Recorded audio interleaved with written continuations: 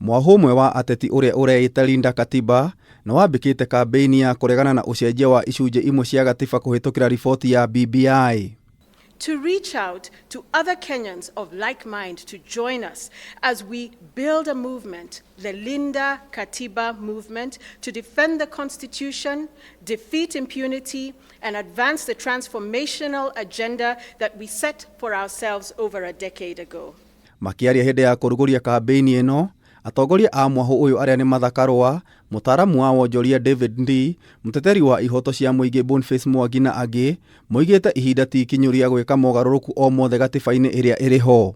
To assure Kenyans that the Constitution of Kenya is still the good document that was proclaimed as one of the most progressive in the world when we promulgated it in August of 2010. What we want to amplify to all Kenyans that this process is illegal, unconstitutional, flawed, and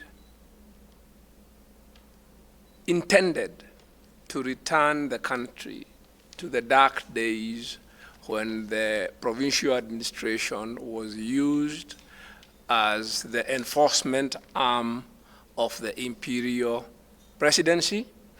Linda Katiba mongereire ati wona mendekithia maya mahituka bururi ugukorwo ucoketio kuri utongoria wa kuigio terwo, makiuga aruti a wira a thirikari ta macifo na maabitha angi a thirikari matiagirirwo gukorwo magikuruhania na mihang'o eno. The chiefs and the provincial administration are being used not only to drum support for this unconstitutional process, but also to collect signatures.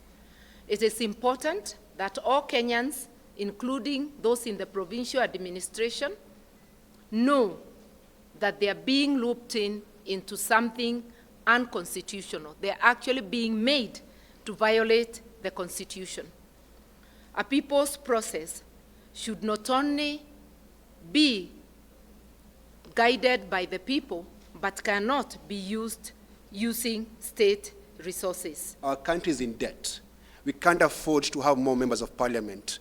We can't afford to create new positions for people who are not, who have lost their jobs through the governors who are going to lose in 2022 and the rest. So my call to the Kenyan media, stop pitting this battle between Raila Odinga and Ruto on the other side. It's not about Ruto or Raila or Uhuru Kenyatta. It's about our countries and the laws that govern this country. Thutha munini wa President William Ruto kuonania ta ahuthitie ngoro na kunyita mbaru BBI, amwe moigite itua riri ni rihete BBI tigiti wa kuhituka itari na uregani, no mwahu uyu ukehita no kunyitanira na Akenya aria mararegana nayo. We also think that it is a patently unconstitutional process by this very means,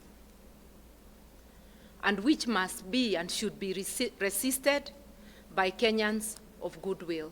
Gibarua kia Linda Katiba kiahota gukorwo kiri kiritu kuona atongoria a ciama iria nene ni matangathite murugamo wa kunyita mbaru ukinyaniria wa BBI kuhitukira kura ya maoni. Important that no citizen be coerced into endorsing political changes that they do not like, that we all rise up, because I believe we are the majority. We know that dissenting voices, particularly those that are dissenting against BBI, are being snuffed out. But it is the responsibility of not just civil society, but of every Kenyan, including the Fourth Estate, which is a very powerful tool. It is the responsibility of all of us to educate not just ourselves, but others. Ngiribotera Kameme TV, Jeta Gitau wa Wanjikũ.